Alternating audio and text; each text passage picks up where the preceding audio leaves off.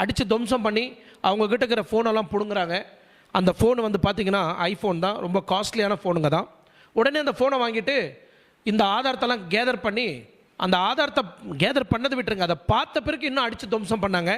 உடனே இவங்க என்ன பண்ணுறாங்க, பொள்ளாச்சியில் இருக்கக்கூடிய போலீஸ் ஸ்டேஷனுக்கு அந்த ஃபோனை எடுத்துகிட்டு போய் சரண்டர் பண்ண போகிறாங்க. ஸோ இந்த சரண்டர் பண்ண அந்த ஃபோனில் இருக்கிற பேருங்க யார் மேலெல்லாம் குற்றச்சாட்டு வைக்கப்படுது அப்படின்னு நீங்கள் பார்த்தீங்கன்னா, ஒருத்தன் பேர் வந்து சதீஷ், பொள்ளாச்சியில் ரெடிமேட் ஸ்டோர் வச்சு நடத்தக்கூடிய ஒரு நபர் இவன். இன்னொருத்தன் பேர் சபரி, இன்னொருத்தன் பேர் வசந்தகுமார், பார் நாகராஜ், அம்மா கட்சியில் ஒரு உறுப்பினராக ஒரு செயலாளராக இருந்த ஒரு நபர், பைக் டீலிங் பாபு, கெரோன் ஒருத்தன்.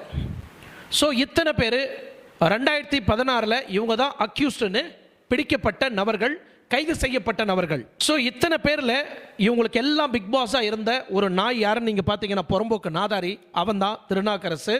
பொள்ளாச்சி